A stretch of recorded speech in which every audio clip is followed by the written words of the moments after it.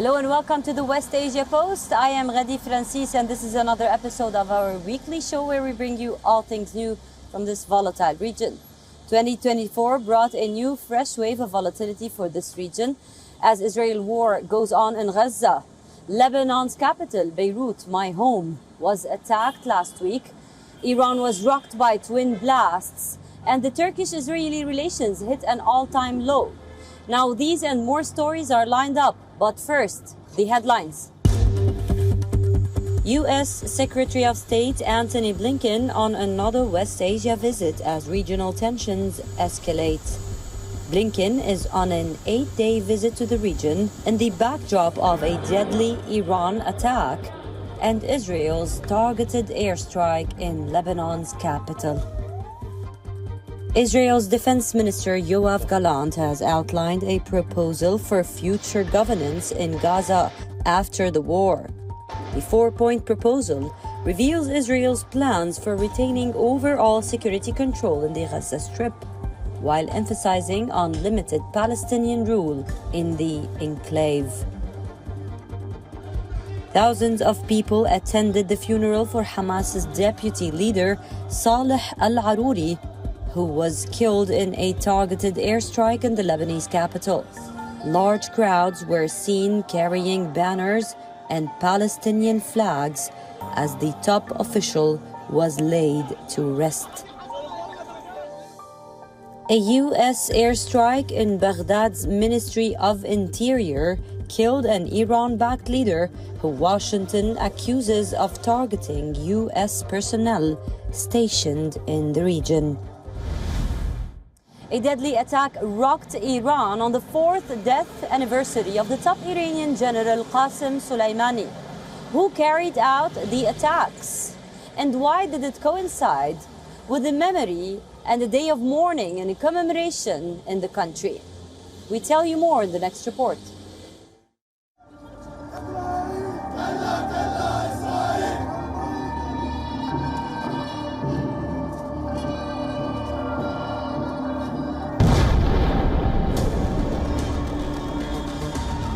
2024 in Iran began with the deadliest attack the country had seen since the 1979 Islamic Revolution. A day of mourning and commemoration quickly spiraled out of control, turning into chaos and mayhem. The southeastern city of Qumran was rocked by 2 deadly explosions.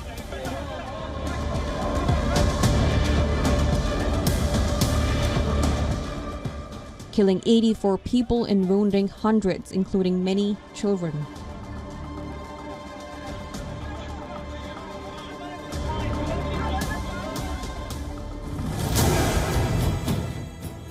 The ghastly attack was carried out by the Islamic State, a Sunni militant group. The militants targeted a large procession meters away from the Garden of Martyrs cemetery near the Sahib al-Zaman Mosque.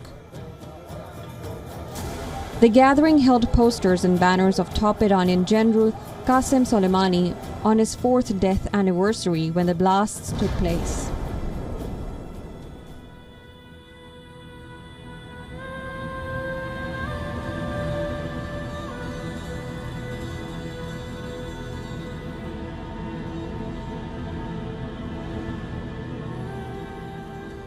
Iran's supreme leader, Ayatollah Ali Khamenei, has vowed a harsh response to this attack, with President Ebrahim Raisi calling it a cowardly act which has been carried out by Iran-hating criminals and the henchmen of terror and darkness. Several top officials had earlier blamed US for the explosions. However, Washington was quick to deny. I would just say what we said before, which is ISIS-K does remain a viable terrorist threat. Certainly they are largely based out of Afghanistan. That's where they headquarter themselves, and they continue to pose a viable terrorist threat to the people of Afghanistan and obviously to the region. The Islamic State claimed responsibility for the attack while also revealing that it was 2 suicide bombers who carried out the bombings. The attack has opened a Pandora's box into the recent history of the rise and fall of Islamic State in Iran and raised a fresh wave of concern over its resurgence in the region. The Sunni militant group has a long and bloody history of division with Iran, which is predominantly inhabited by Shiites. The group's affiliate in Afghanistan, called the ISI's Khorasan, has on several occasions threatened Iran over its apostasy or the act of abandoning a certain line of religious beliefs.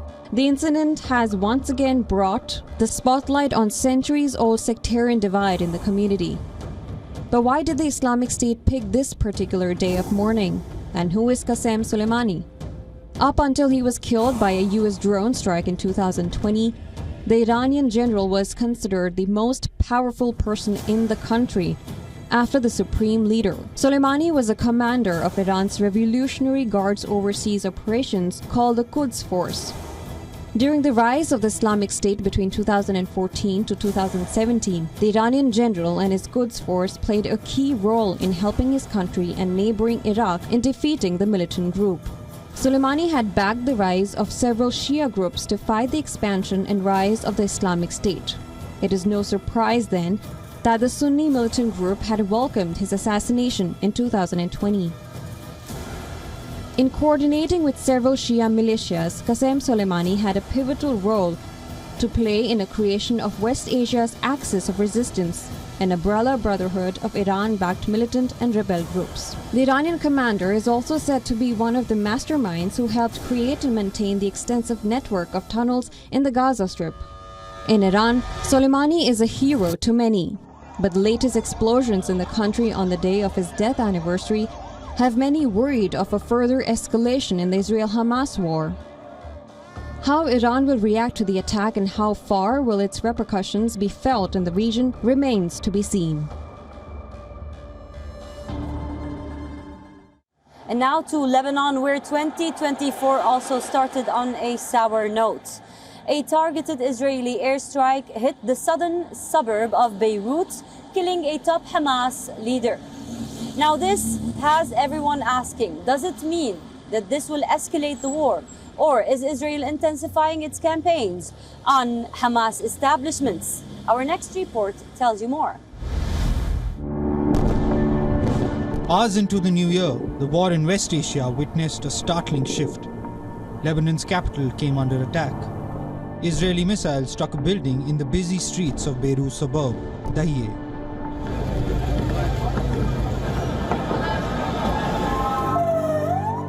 The attack killed Saleh Al Arouri, a top Hamas leader in Lebanon.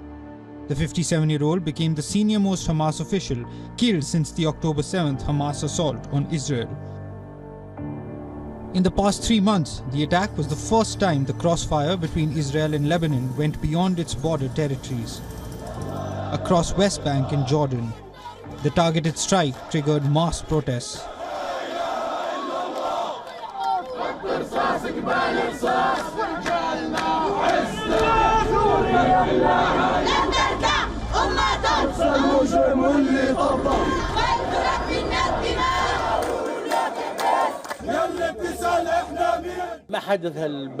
What happened yesterday for leaders of the Islamic resistance movement Hamas was a cowardly, treacherous assassination that has exceeded all the internationally known human rights and boundaries. We have lost an Islamic, Palestinian and an Arab symbol, Saleh Al Arouri, and a loss to the Palestinian cause.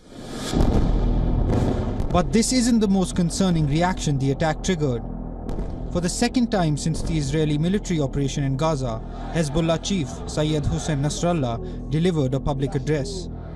Nasrallah warned Israel of a costly war, one without limits, rules or controls. If the enemy thinks of waging a war against Lebanon, then our fight will be without surfaces, without limits, without rules and without controls. He knows what I mean. Our men, missiles, capabilities, our capabilities and our threats. The Hezbollah chief asserted that so far the group had been careful in balancing its war with Israel, its support for Gaza and Lebanon's national interests. Anyone who thinks of war with us, in a word, he will regret it. God willing, war with us would be very, very, very costly. So far, we are in line with the Lebanese situation and the Lebanese national interests. But if war is launched against Lebanon, then it is in the Lebanese national interests to take the war to the end without any restrictions. Israel has not taken responsibility for the attack, but the strike marked the most serious escalation with Hezbollah since its 2006 war with Israel. However, experts still don't see a larger spillover of war in the region due to this attack. But the potential reaction of militant groups across West Asia to this escalation is a huge cause for worry. Also fueling concerns of a likely spillover are the mounting tensions in the Red Sea. Will the larger brotherhood of militant and rebel groups take this fight up a notch? Or will a flurry of diplomatic efforts manage to stop it? The West Asia Brigades. This region has long seen movements of rebellion and resistance, the rise and fall of militant groups. What are these groups made of? And what have they witnessed throughout the decades of volatility and rebellion that the region has witnessed? Our next report decodes and tells you more about the militias and the brigades of West Asia. Take a look.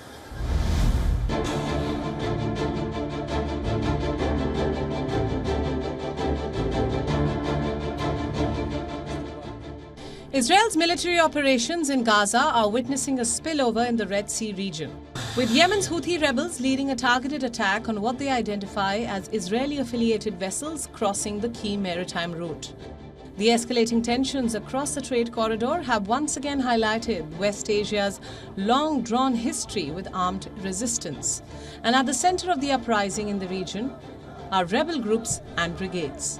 Often volatile, the uprisings or insurgency in the region has been led by rebel or militant groups.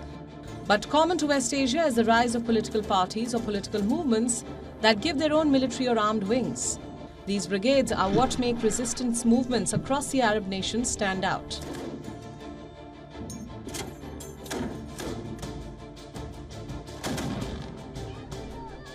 At the epicenter of the Israel-Hamas war is one such group. Hamas's military wing, the Al-Qassam Brigades. Al-Qassam is led by Hamas commander Mohammed Daif. It is the largest militant group operating in Gaza and was responsible for the deadly October 7th assault on Israel. Allahu Akbar! Allahu Akbar! Allahu Akbar! The group was created in 1991 at the beginning of the Second Intifada, a major Palestinian uprising against Israeli occupation. Just like the war-torn enclave, other Arab nations also have their own military wings that have been at the center of rebellion. It's important to know a majority of these groups are non-state actors. Except in some cases where countries have raised armed groups to fight against rebel movements. However, the one factor that binds these groups together is Iran. The country has long backed the rise of several brigades and militant groups across West Asia as an attempt to fight Western presence in the region.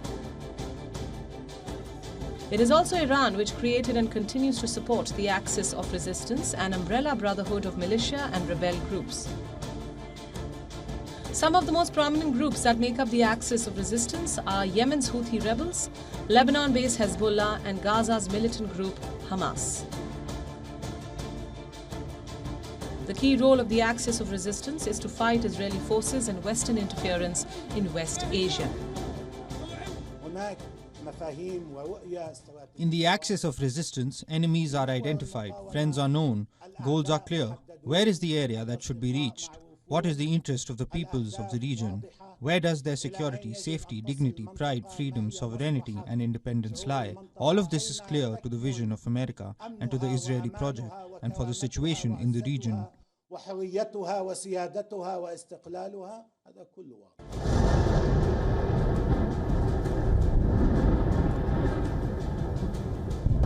While the ongoing war and volatility is centered mainly around these groups at the moment, other such players have impacted the trajectory and the political landscape of many West Asian countries. In Bahrain, the Al-Ashtar Brigades, or AAB, is a Shiite group that pledges loyalty to Iran. The group has carried out more than 20 attacks in Bahrain targeting security forces and the police.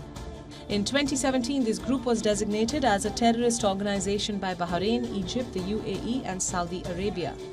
In 2018, the US followed suit and designated the group as a terrorist organization. Then we have the Al Aqsa Martyrs Brigade, which is a coalition of Palestinian armed groups in the West Bank region. Their ideology circles around three factors: Palestinian nationalism, anti-Zionism and secularism. The armed group identifies itself as a part of West Bank's Fateh forces, and in 2003 it was officially recognized as part of the Fateh organization under Palestinian Authority. The Al Aqsa Martyrs Brigade has been the driving force behind several attacks targeting Israel and settlements in the West Bank. The group often carries out coordinated attacks with Hamas, although the latter does not have much of a presence outside Gaza. In Syria, the Ba'ath Brigades were a militia group which included many of Syrian Ba'ath Party members. The group, also referred to as Ba'ath Battalion, majorly consists of Sunni Muslims from Syria and other Arab nations.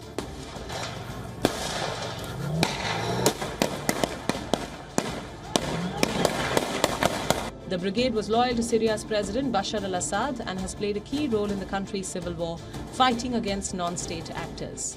However, the group was disbanded in 2018 and members of the Ba'ath Brigades were integrated into the Syrian army. Fresh tensions over mass arrests of Mossad-linked suspects have further damaged the already stretched ties between Turkey and Israel.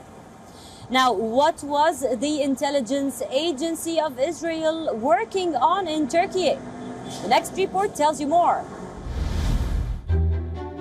The beginning of 2023 paved the way for normalization of Israel-Turkey ties. But a year later, with the onset of 2024, the diplomatic ties are witnessing a new low. The recent slump has been triggered by Israel's ongoing military operations in Gaza. And this week, another new low was touched.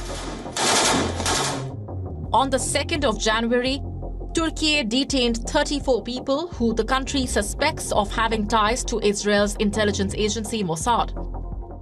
Turkey has accused these individuals of targeting Palestinians living in their country.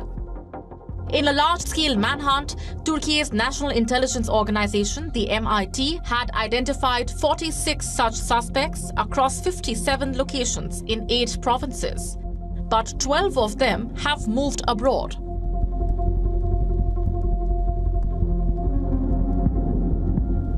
The Turkish Interior Minister, Yerlikaya, revealed details that paint a vivid picture of Mossad's alleged operations in Turkey. Yerlikaya said that the arrested individuals were also spreading fake news and disinformation, in addition to carrying out robberies and blackmail for the Israeli intelligence. Ever since Israel declared war on Hamas, Turkey repeatedly warned the country against targeting Hamas leaders living outside Gaza and West Bank. Unlike most of the West and a few Arab nations as well, Ankara does not identify Hamas as a militant or terrorist group.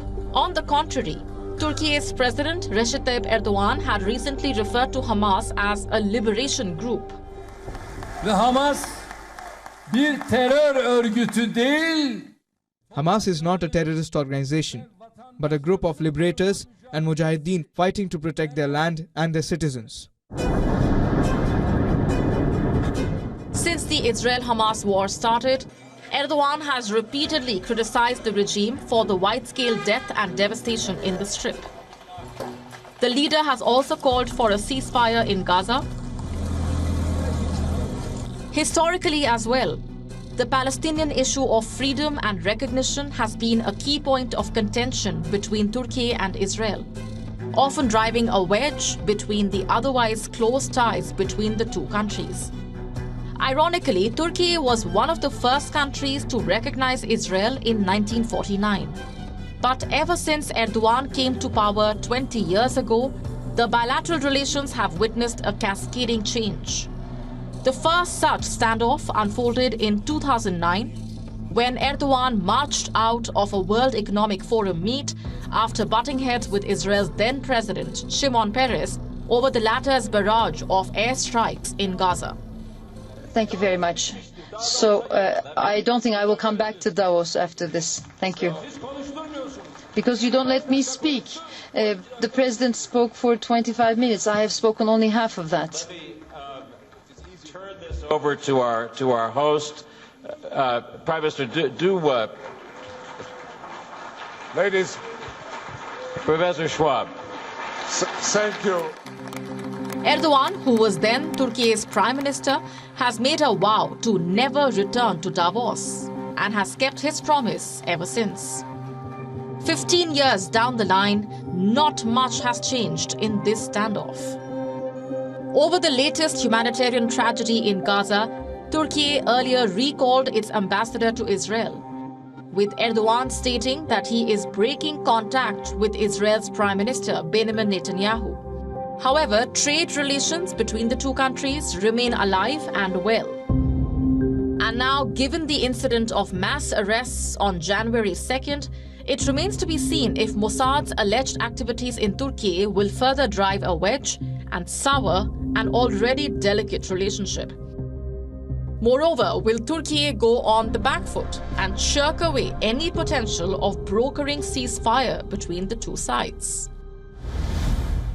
In the backdrop of all the recent developments, Gaza continues to resist and survive the Israeli military operation. How are more than 2.3 million Gazans coping with the trauma and war? Our next report tells you.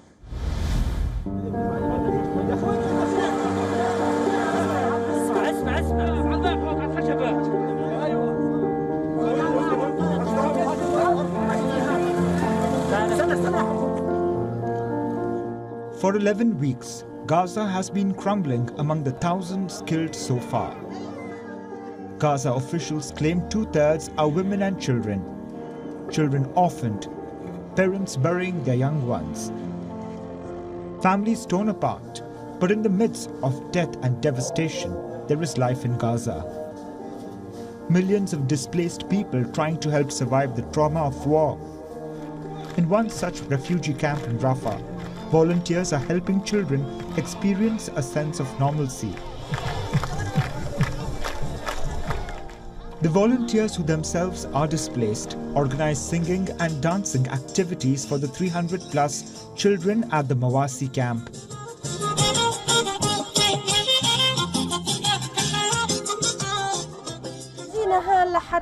We came here with this initiative to alleviate the negative energy that entered the hearts of our children after the bombing, sorrow and pain they have experienced. We are here to work to the best of our ability, utilizing a comprehensive team to organize activities aimed at bringing joy, happiness and laughter. Our goal is to help them return to their homes feeling comfortable. The activities aren't just for kids. They help the volunteers heal a little too. Playing with them is a very beautiful feeling. We are happy when we engage with them and provide support. Personally, I have started to play just like them to release my own stress, and the children around me do the same. Inside me, there's also a significant amount of pressure. We were displaced from north to Khan Yunis and then to Rafah shelter. We are trying to renew the energy within us and transform it into positive energy. Protecting the children of the enclave is a mission that has united Gazans. In Al-Mustadar, a Palestinian baker forages for ingredients to bake biscuits and cakes for the little ones. But the task is as tough as it gets, with little to no food supplies left in Gaza and a mere sliver of aid trickling in. Putting together even a few baked goods is a mountain of a task. We open the shop for the small children who want some kind of sugar to eat. You want to give something to them. But today, due to our circumstances, there is no chocolate, biscuits, because the occupation hit all the existing factories that feed the people of the Gaza Strip with these products. Children in Gaza make up half of the 2.3 million population. But with over 1.9 million displaced, staying alive is just one aspect of the crisis. Moving on from the horrors of the war, Healing the trauma of the children will be the hardest battles confronting the Gazans. But if there is one thing that Palestinians can count on, it is their resilience in overcoming the brutality of the war. That's all we have for you on this episode of the West Asia Post. I will see you next week with a fresh new lineup of all things new, developments, ground reports and exclusives from the most volatile region in the world, West Asia. Until then, stay safe. I am Ghadi Francis signing off from Beirut, Lebanon. For more global news, keep on watching WION. World is One.